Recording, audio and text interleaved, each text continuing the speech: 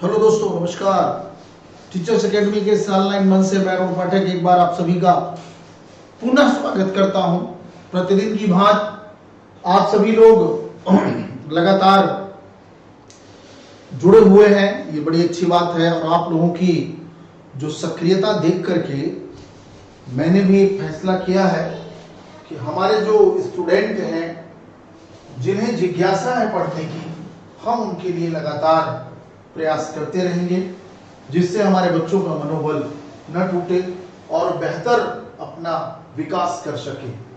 रही बात अभी अभी यूजीसी नेट जेआरएफ का रिजल्ट आया है, और जो ये रिजल्ट है आपका, उसमें कई सफल हुए हैं। उसमें अभी जो 2023 जून का रिजल्ट आया, उसमें कई लोग सफल हुए हैं, कोई जेआरएफ हुए हैं, कोई नेट हुए हैं। सबको एक बार पुनः बहुत बहुत हार्दिक बधाई एवं शुभकामनाएं। और जो बच्चे पहले प्रयास में जेआरएफ नहीं हो पाए, उनके लिए मैं एक बार पुनः अवसर देना चाहता हूं। जो बच्चे नेट होना चाहते हैं, पहले ही प्रयास में अभी उन्हें सफलता नहीं मिली, कई बच्चे पूछ रहे थे कि सर कैसे नेट क्वालिफाई किया जाए, हम तो कई बार से कोशिश कर रहे हैं लेकिन अभी तक नहीं हो पाए। तो आपको बता दें कि यह किसी एक दिन का परिणाम नहीं है। अभी मेरी एक शिष्या जो है नेट हुई है, जेआरएफ तो नहीं हो पाई, नेट हुई है, वो भी लगातार प्रयास कर रही थी, उसके बाद हुआ है। तो कोई जरूरी नहीं कि आप पहले ही प्रयास में सफल हो जाए, है ना। और कुछ लोग ऐसे जो पहले ही प्रयास में सफल हो जाते हैं, तो लगे रहना पड़ता, लगे रहने के बाद ही सफलता संभव है। इसलिए दोस्तों कंटिन्यूटी बनाइए, और मैं यकीन दिलाता हूं कि इतने लेवल पर पढ़ा दूंगा, इतना अभ्यास करा दूंगा कि निश्चित आप आने वाली आगामी दिसंबर की परीक्षा में आप सफल हो जाएंगे। तो आज पुनः इतिहास, लेखन और दर्शन से रिलेटेड प्रश्न को लेकर के उपस्थित हुआ हूं। तो दोस्तों ध्यान दीजिएगा, इन जो प्रश्नों की व्याख्या का प्रयास है, ये वो प्रश्न है जिससे हर कोई भागता नजर आता है।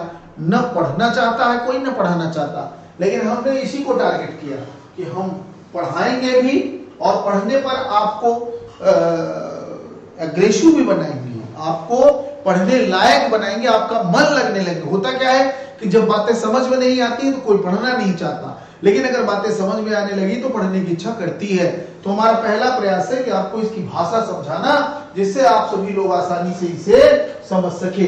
तो आइए एक बार अपनी संस्था के नंबर की चर्चा कर दें।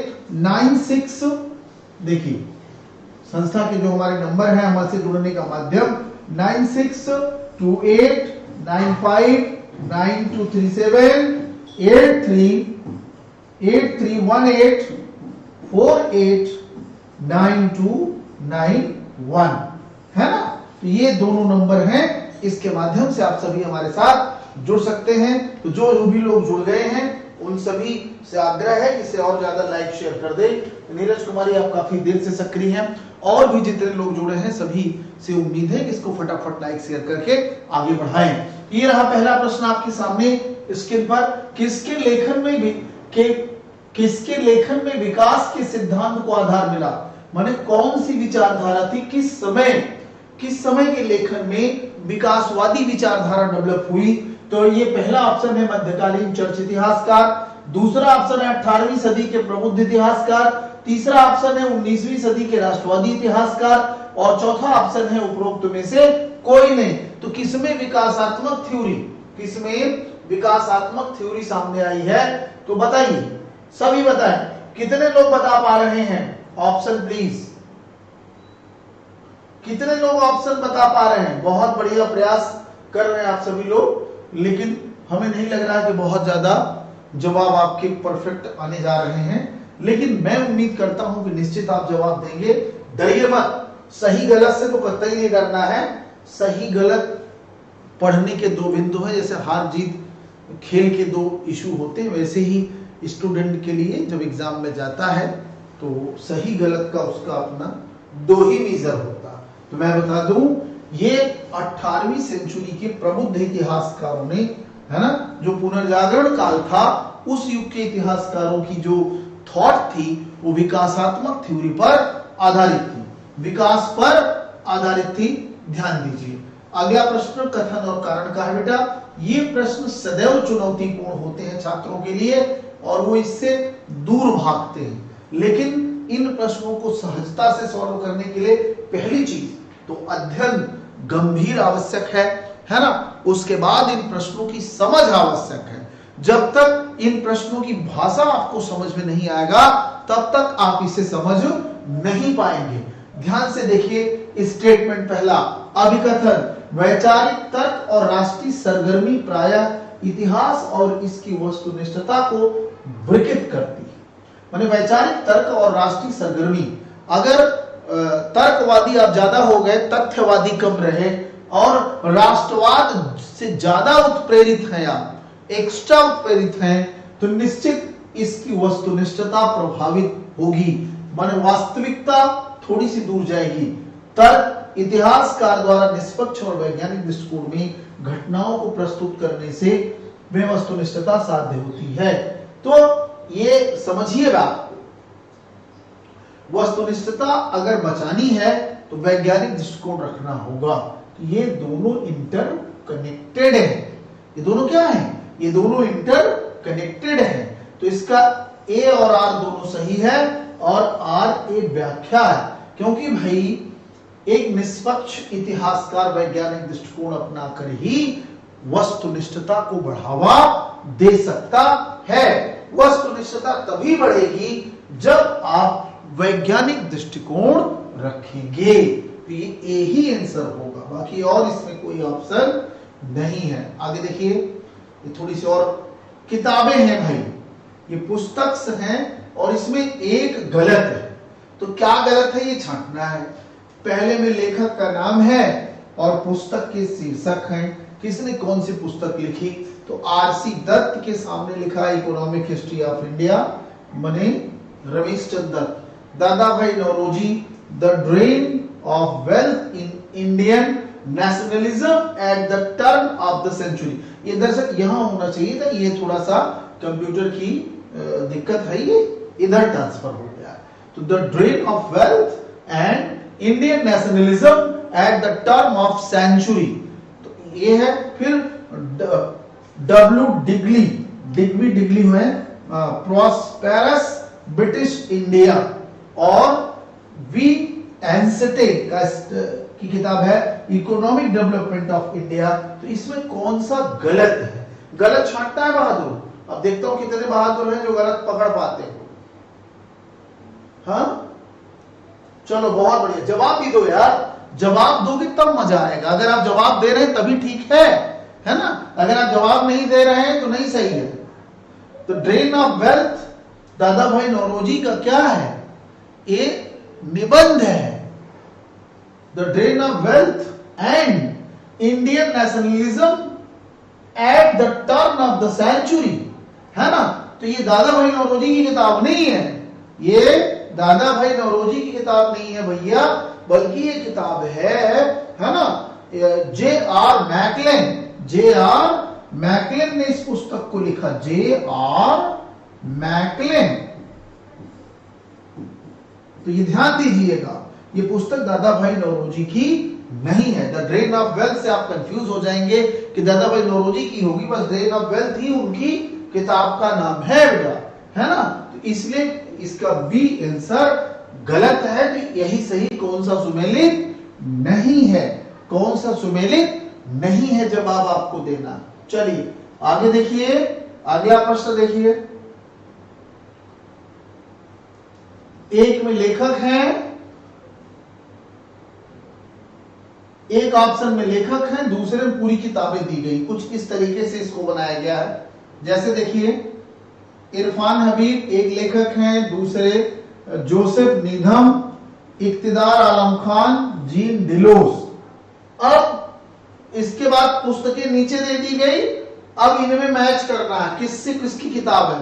पहली किताब है military technology in Hoysala sculpture, Hoysala, है ना, स्कल्पचर्स। फिर gunpowder and firearms warfare in medieval India, तीसरा है science and civilisation in China. चौथा है medieval technology exchanges between India and the Islamic world. अब ये चार राइटर सामने हैं, Irfan Habib, Joseph Needham, Iqtidar Alam Khan, Jean Deloche, और ये चार रचनाएं हैं। तो इन चारों से इसको मैच कराना है और इसके ऑप्शन है नीचे, है ना। तो इसको भी मैं बात करूंगा, ये चारों के चारों ऑप्शन हैं इनके, है ना, ये। तो अब पहले यहां लेके आता हूं आपको और इसे मैच करिए, किसके सामने कौन होगा। कोई बहादुर है, कोई हिम्मत जुटा पा रहा भाई, या सभी डर गए हैं? देखो, medieval technology and exchanges between India and the Islamic world, ये इरफान हबीब की किताब है। किसकी किताब है? इरफान हबीब। तो 4 के सामने ए लगा लो। The science and civilisation in China, ये किताब है जोसेफ नीधम की। तो दूसरे के सामने बी लगा लो। और इक्तिदार आलम खान की किताब है gun powder and firearms warfare in medieval India, इसके आगे सी लगा दो। बचे हुए military technology and Hoysala sculptures gene दिन थे। तो ऑप्शन का ये स्पष्ट है ना, ठीक है भाई। तो ए पे 4 ऐसे लगा दो, ए पे 4, सॉरी ए पे 4 हो गया, फिर बी पे 3, सी पे 2 एंड डी पे 1। ये ऑप्शन जब आप खोजेंगे तो इसमें कहां दिया? ये रहा चौथा, है ना। कौन सा रहा? चौथा। कोई जवाब नहीं दे पा रहा। कितने डरे हुए भाई, कितने डरे हुए बहादुरों। कभी पढ़ाई नहीं क्या यार, ऐसा लाइक वगैरह तो करते रहो भाई।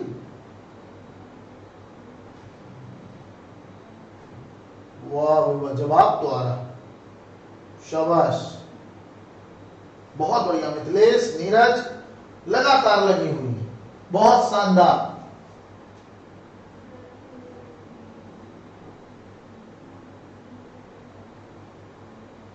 निश्चित फायदा मिलेगा, टीजीटी पीजीटी दोनों में फायदा मिलेगा, है ना। जो आपको लाभ मिल रहा है करते जाइए, आपके साथ साथ अन्य लोगों को भी लाभ मिल जाएगा, है ना। ये प्रयास।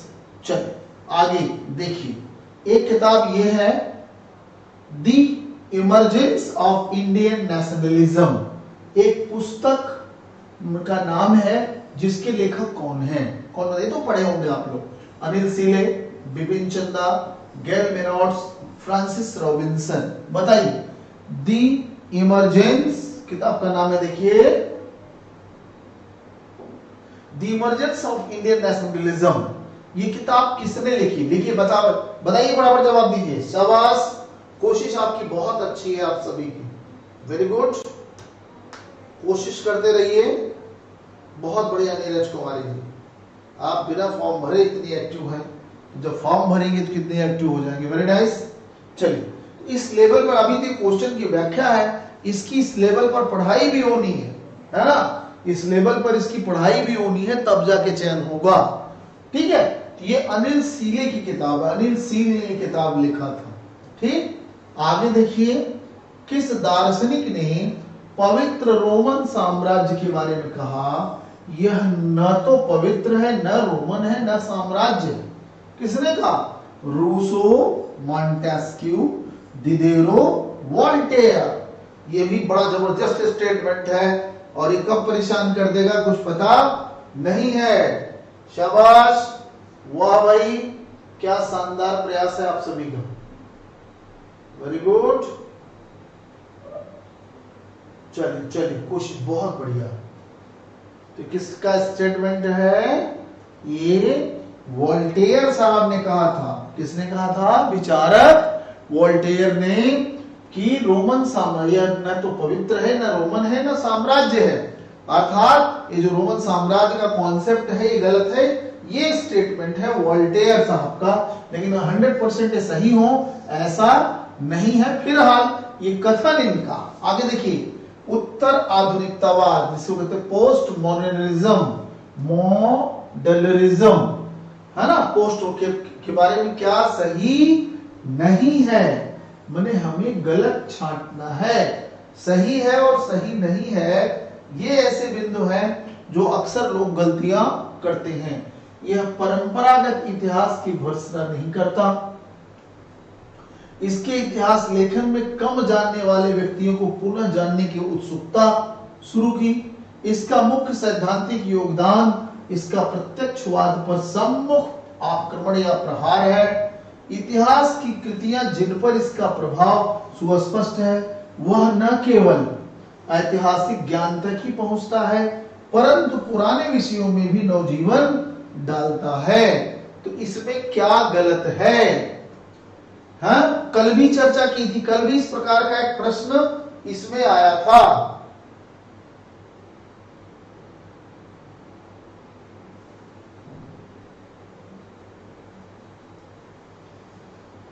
चलिए चलिए चलिए, मंगा लीजिए क्वेश्चन पेपर, ठीक है। तो ध्यान से समझिए, हमने कल भी बताया था उत्तर आधुनिकतावाद क्या होता है। उत्तर आधुनिकतावाद क्या करता है? ये परंपरागत इतिहास को नहीं मानता, ये परंपरागत हिस्टोरिकल थ्योरी को नहीं मानता। तो इसमें क्या कहता? ये परंपरागत इतिहास की भर्त्सना नहीं करता, करता है, ये भर्त्सना करता है, इसीलिए स्टेटमेंट गलत हो गया, पहला ही आंसर होगा, है ना। ये कह रहा है कि परंपरागत इतिहास की भर्त्सना नहीं करता, करता है भर्त्सना, कहता गलत है, ये नई परिभाषा देता। और देखिए इसमें अब फिर इसमें कुछ न कुछ राइटर हैं, उनकी किताबें हैं, इसमें एक गलत है, उसको छांटना है। तो S Arasaratnam, maritime India in the 17th century, Om Prakash, the Dutch East India Company and the economy of Bengal, K Chaudhuri, Indian merchant and Eurasian trade, K M Mathew, Portuguese trade with India in the 16th century।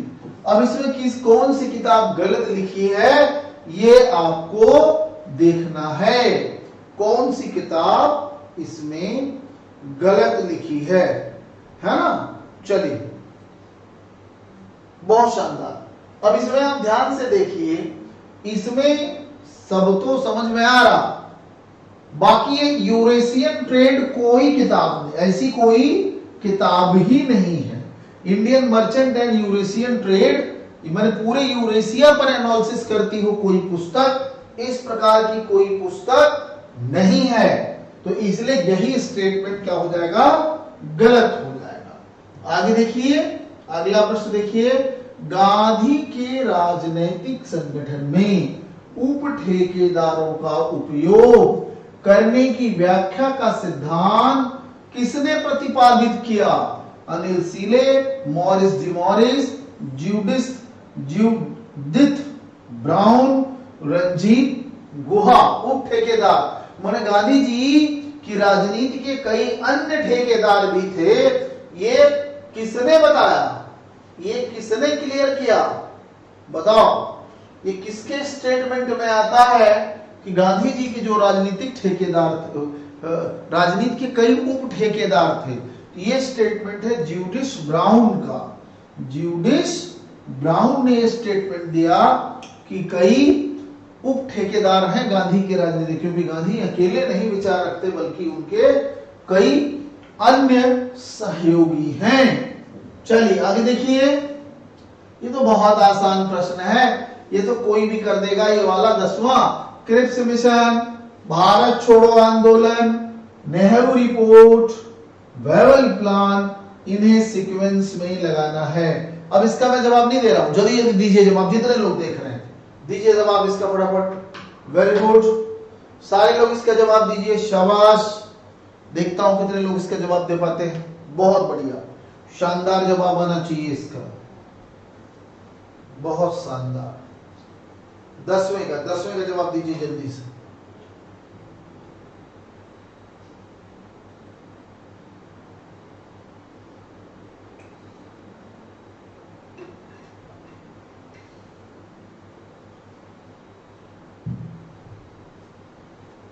चलो भाई बताओ। अरे Nehru report 28, फिर Cripps mission 42 मार्च में, और भारत छोड़ो आंदोलन, भारत छोड़ो आंदोलन ये अगस्त में, ठीक है। ये भी 1942 में, बेबल प्लान 1945 में। तो सीक्वेंस बन गया। जवाब दो यार। 10वें का बी, शाबाश। अब भी गलत कर दिया, ओहो, ये भी गलत करके बैठ गए तुम लोग। 10वें का बी ना, 3 1 2 4 ये होगा ए आंसर। क्या होगा आंसर? ए। बहुत बढ़िया। बी नहीं होगा, ए होगा। सर्वाधिक संख्याओं का सर्वाधिक लाभ किस सिद्धांत से संबंधित है? सर्वाधिक संख्याओं का सर्वाधिक लाभ उपयोगितावाद, उदारवाद, समाजवाद या रूढ़िवाद। ये भी लेखन है, ये दर्शन है और इतिहास लेखन इससे लिया जाता, ठीक है। तो क्या होगा आंसर? बहुत शानदार जवाब आप सभी का आ रहा है और आते रहना चाहिए कंटिन्यू। बताइए जल्दी से। चलिए, बहुत शानदार। ये उपयोगितावादी विचारधारा, उपयोगितावाद में कहते हैं सर्वाधिक संख्याओं का लाभ होता है तभी ये माना जाए, सर्वाधिक संख्याओं में सर्वाधिक लाभ प्राप्त हो तभी किसी भी सिद्धांत की उपयोगिता है ना। जेएस मिल वगैरह, जेरमी बेंथम वगैरह, माने उपयोगितावादी में क्या है? जेरमी बेंथम, ब्रिटेन के विद्वान हैं सब, जेरमी बेंथम एवं जेएस मिल। तो ये सब इसी से विचारधारा से रिलेटेड है, ठीक है। तो अब इसमें आंसर क्या हो जाएगा? ए। आगे देखिए, किसने लिखा कि मनुष्य स्वतंत्र पैदा हुआ किंतु हर जगह वह जंजीरों में बंधा हुआ? ये किसने लिखा? Montesquieu, Voltaire, Diderot, Rousseau. मनुष्य स्वतंत्र पैदा हुआ किंतु हर जगह जंजीरों में जकड़ा है। जब इस विचारधारा की बात आती है तो किसने लिखा? ये लिखा रूसो ने, है ना। ये रूसो का कथन है, मनुष्य स्वतंत्र पैदा हुआ और हर जगह जंजीरों में जकड़ा हुआ है। ये स्टेटमेंट रूसो का है, ठीक है। चलिए, बहुत बढ़िया। अब देखिए अगला प्रश्न क्या है। अगला आप लोग जवाब देने डर रहे, डरिए नहीं। किसने लिखा? अच्छा, ये डबल रिपीटेड हो गया। ओहो, कि मनुष्य स्वतंत्र पैदा हुआ किंतु हर जगह जंजीरों में बंधा हुआ है। ये रूसो की विचारधारा है। बहुत शानदार। आगे देखिए। अब देखिए, उपयोगितावाद का मान्य अग्रणी नेता कौन था?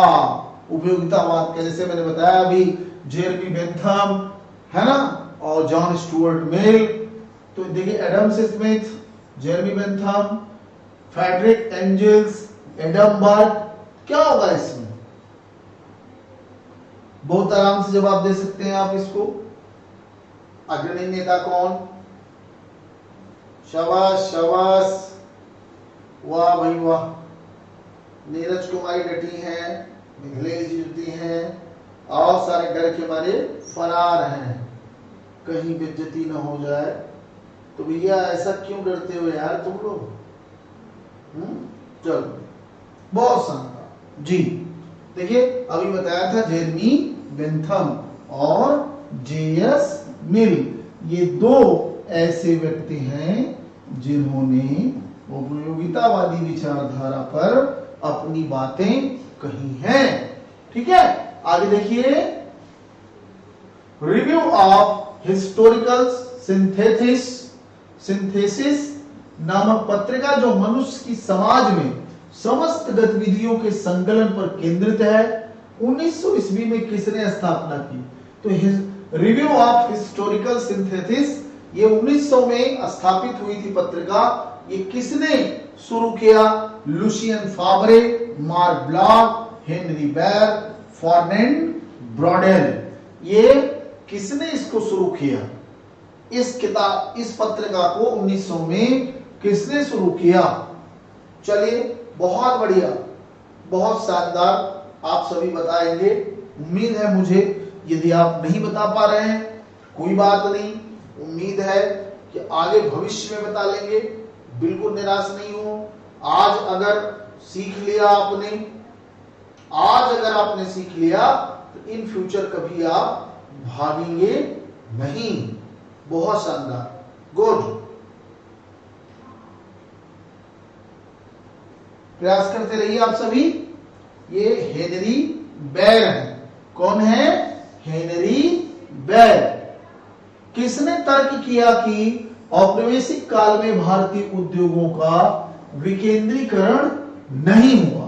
किसने तर्क किया कि औपनिवेशिक काल में भारतीय उद्योगों का विकेंद्रीकरण नहीं हुआ?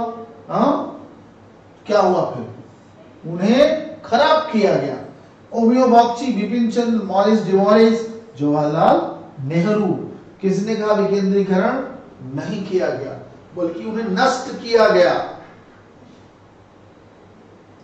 विकेंद्रीकरण की बात ही छोड़ो, उन्हें नष्ट किया गया। किसका स्टेटमेंट है? मॉरिस डी मॉरिस का। इन्होंने कहा कि जो भारतीय उद्योग थे उनको नष्ट करने का प्रयास अंग्रेजों ने किया था, कोई सहयोग न देने के बजाय, बल्कि उन्हें नष्ट किया।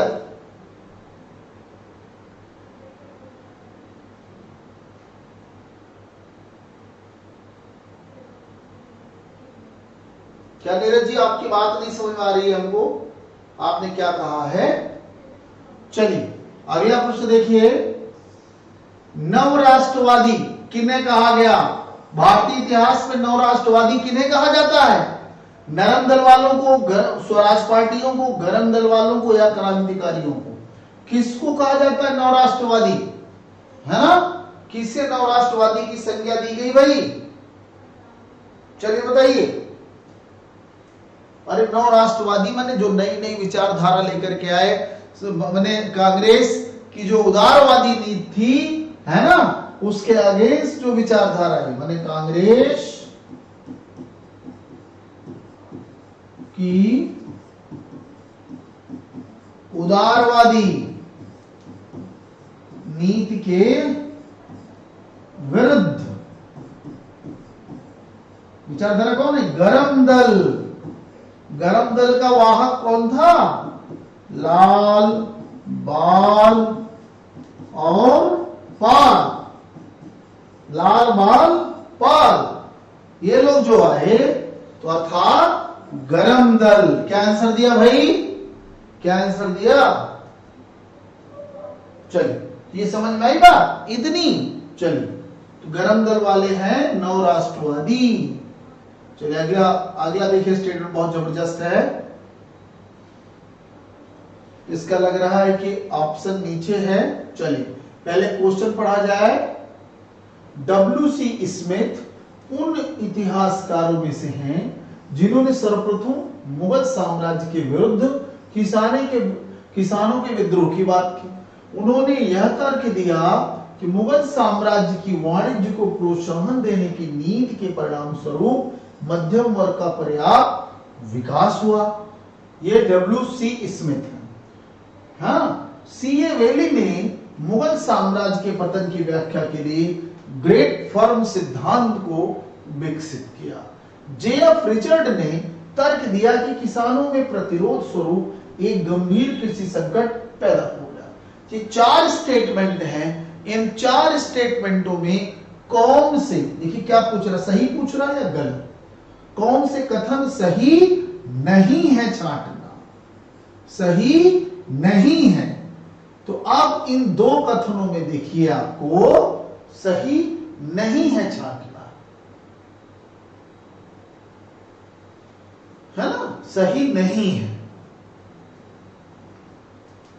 तो देखिए जो सही नहीं है, ये भाई डब्ल्यूसी स्मिथ का बहुत बढ़िया कनेक्शन रहा, ये दोनों स्टेटमेंट सही हैं।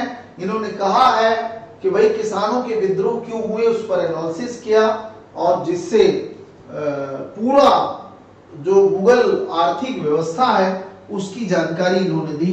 बाकी ये दोनों स्टेटमेंट इसमें गलत हैं, तीसरा और चौथा। तो ऑप्शन में देख लीजिए तीसरा चौथा है भी या नहीं। 1 2 बने हमें गलत छांटना है, 2 3 3 4 और 4 1। तो इसमें क्या निकल के आया कि 3 और 4 इसमें गलत है। आगे देखिए, अगला प्रश्न देखिए, यह किसका दावा है कि शिवाजी का स्वराज केवल मात्र वतन की प्रतिकृति था, वतन की प्रतिकृति मात्र था शिवाजी का स्वराज। यह किसका स्टेटमेंट है?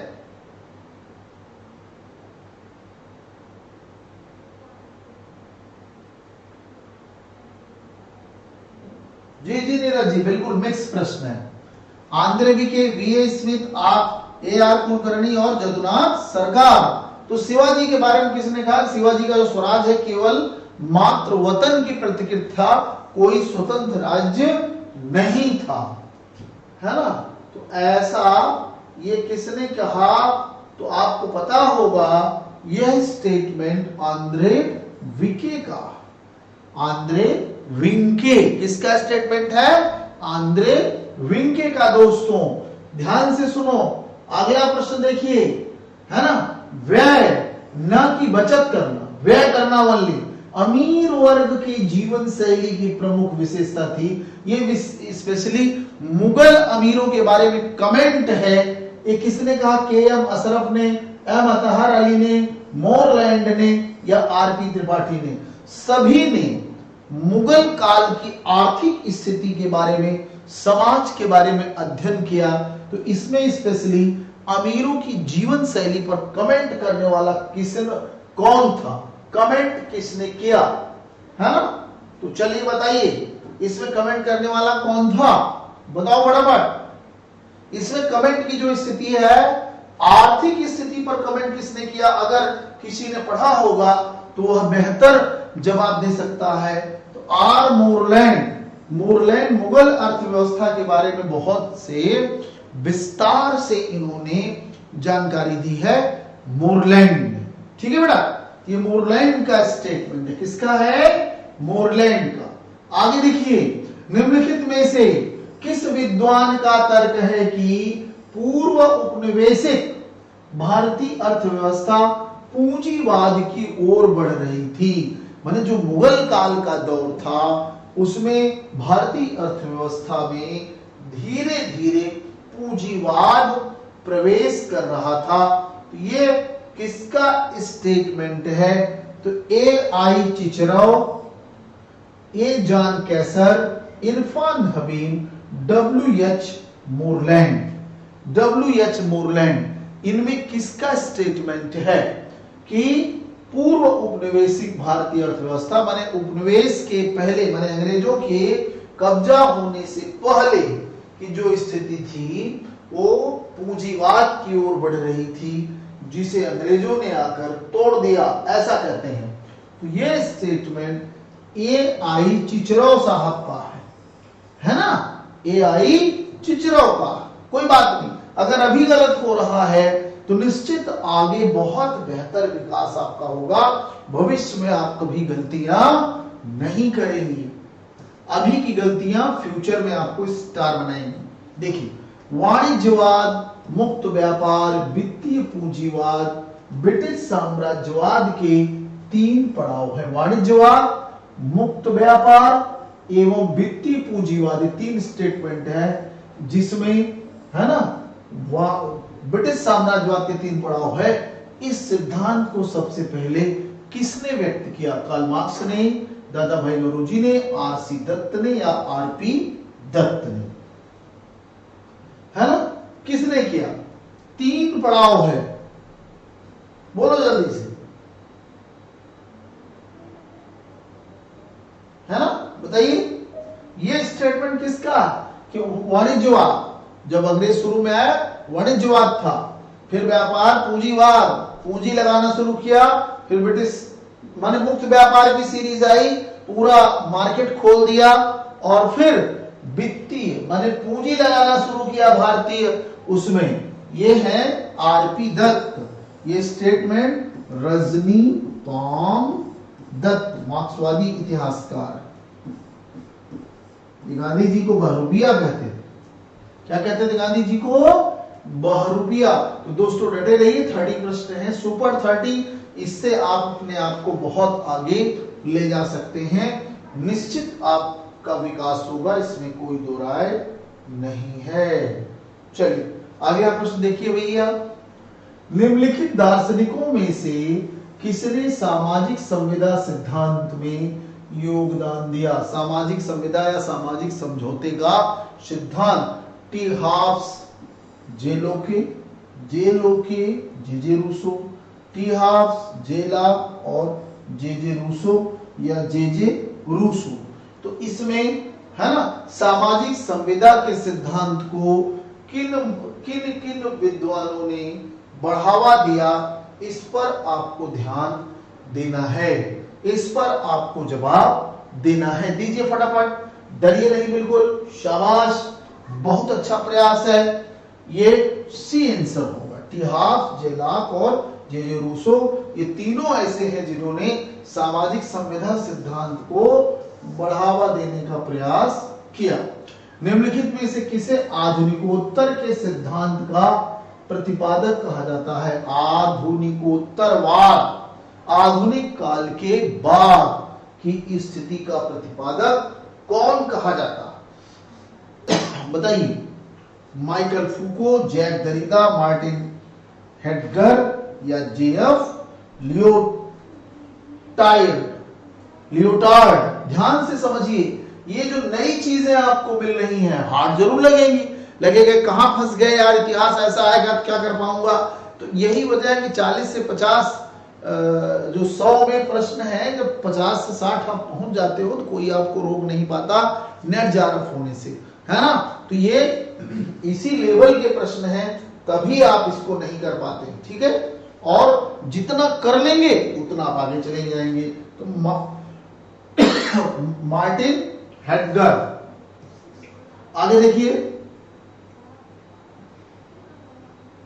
निम्नलिखित कथनों में से कौन सा प्रबुद्धता के अर्थ को परिभाषित करने में लागू नहीं होता? माने जो प्रबुद्धता शब्द को, प्रबोधनवाद को रिप्रेजेंट नहीं करता। इसका भाव है एक ऐसी विजय जो अंधकार पर प्रकाश की शक्ति से प्राप्त हो। इसका क्षेत्र ज्ञान की परिसीमा में नहीं आता, जो कभी गिरजाघरों के क्षेत्र में पड़ता था। यह तर्क युग के समकक्ष जानी जाती है। यह मानव की स्व आरोपित लघुता से स्वतंत्र होना है। तो भैया थोड़ा सा दिमाग इसमें लगाना पड़ेगा, तभी जाके आप इसे पकड़ पाएंगे। जो ये प्रबोधनवाद, ध्यान से समझिए, जो ये प्रबोधनवाद है, ये पुनर्जागरण का योग है। पुनर्जागरण का काम ही था कि अंधकार से प्रकाश में ले जाना, पहला तो सही है। इसका क्षेत्र ज्ञान की परिसीमा में नहीं आता, जो कभी गिरजाघरों के क्षेत्र में आता। बिल्कुल गिरजाघरों की आलोचना करना ही तो इसका काम है, क्रिटिसाइज करना, आलोचना करना गिरजाघरों की कार्य पद्धति का, यही तो इसका काम था। आता था, ये लिख रहा नहीं आता, नहीं, उसके क्षेत्र में आता, उसका पूरा एनालिसिस किया, तो यही इसका क्या हो जाएगा, आंसर आ जाएगा। ये परिभाषा को रिप्रेजेंट नहीं करता, ये इससे रिलेटेड नहीं है प्रबुद्धता से, क्योंकि ये गलत हो गया। आगे देखिए, निम्नलिखित में से एनाल्स स्कूल ऑफ हिस्टोग्राफी की अपूर्ण रचना है, माने जो इसको लिखना चाहती है लेकिन वो पूरा लिख नहीं पाती। The earth and social revolution evolution, the Mediterranean and the Mediterranean world in the age of Philip माने सिकंदर, और सिकंदर से पहले। The royal touch, the historian craft. तो दरअसल एनाल्स स्कूल ऑफ हिस्टोरियोग्राफी की जो अपूर्ण रचना है वो है द हिस्टोरियन, द क्राफ्ट, बाकी ये सब कुछ नहीं है। ठीक है भैया, तो इसका आंसर क्या हो जाएगा? डी। इसको रट्टा मार जाइए और लिख लीजिए। चलिए, कुछ चीजें ऐसी हैं जो रटने की हैं, जैसे अब किताब, राइटर है किताब, तो ये क्या है? ये तो आपको रटना पड़ेगा ना भाई, क्योंकि ऐसे तो सबको आता नहीं, तो इसे रटना पड़ेगा। तो देखिए अब इसमें कौन कौन से हैं? Lucien Febvre, Max Bloch, Emmanuel, L R. Ladurie, Fernand Braudel. इनकी किताबें सामने लिखी हैं। The peasant of the Languedoc, the historian craft, the Mediterranean, the regions of France, Franche Comte. तो अब इसमें आपको छांटना पड़ेगा, जोड़ना पड़ेगा। तो पहली चीज लुसियन फेवरे की द रीजन ऑफ फ्रांस, ए पे 4 होगा। ठीक है, क्या हो जाएगा? ए पे 4। ध्यान दीजिए, क्या करें? बहुत शानदार भाई, कोशिश आप सभी की बहुत अच्छी है। ठीक है, फिर हो जाएगा इस पर। ठीक है, तो ए पे 4 हो गया, फिर आ गया इस पर आपका बी पे 2, और लडूरी साहब द पीजेंट ऑफ द 1, तो ब्रॉन, और आ गया 3rd। तो भैया ए पे 4, बी पे 2, सी पे 1। कौन? ए पे 4, बी पे 2,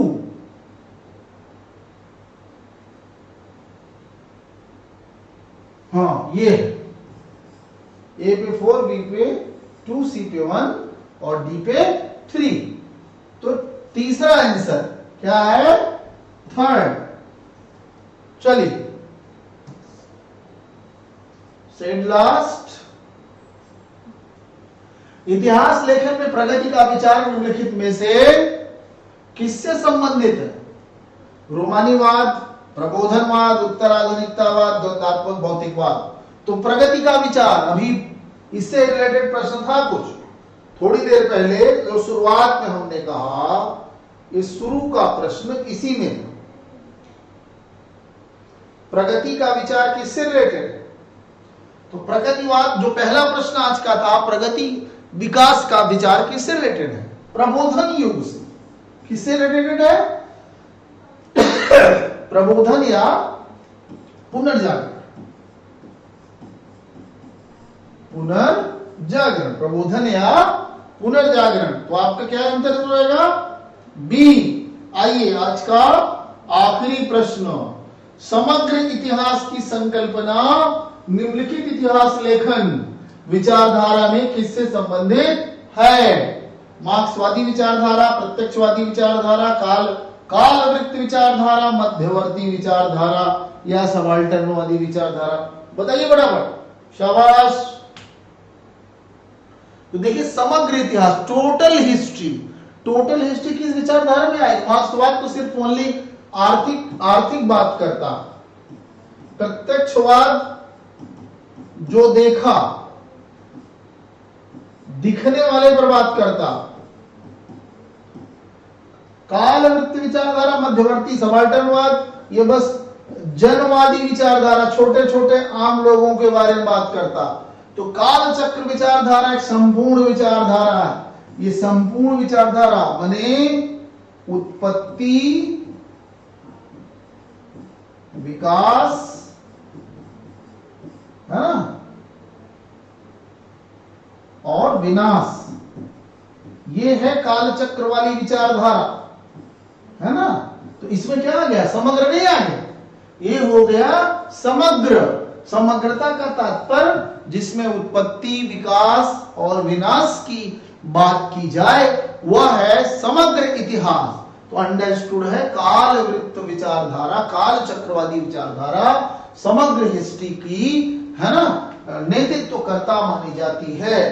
तो दोस्तों इस प्रकार से आपको मैंने 30 प्रश्न कराया, जो चुनिंदा प्रश्न है इतिहासवाद के, इतिहास लेखन के, है ना, इतिहास दर्शन के।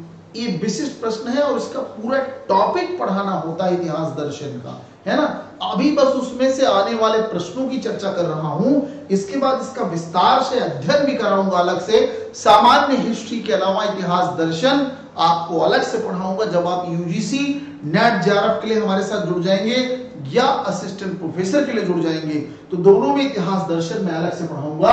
तो दोस्तों हमारे साथ जुड़ने के लिए हमारे कोचिंग के 2 नंबरों पर 9628959237 और एक नंबर है 8318489291। तो दोस्तों कैसा लगा आज का सेशन, कमेंट जरूर करिए, है ना, कमेंट जरूर करिए। क्या ये आपके लिए बेनिफिशियल लग रहा, आप कितना इसमें सीख रहे हैं, कमेंट प्लीज। सीख रहे हैं, कुछ बेहतर लग रहा, कुछ ऐसी चीजें मिल रही है जो आप नहीं समझ पा रहे थे, क्या इससे दर्शन की बात थोड़ी बहुत समझ में आ रही है, तो आप कमेंट करिए, मैं आपका कमेंट्स जरूर देखना चाहूंगा। और यदि ये प्रयास हमारा आपको अच्छा लग रहा है तो आप इसे निश्चित लाइक शेयर करते रहें, कंटिन्यू। तो चलिए कमेंट्स प्लीज, मैं इंतजार आपका कर रहा हूं, करिए, ठीक है। और कोई प्रश्न है, कोई कंफ्यूजन है, कुछ आप जानना चाह रहे हैं तो आप कमेंट करिए।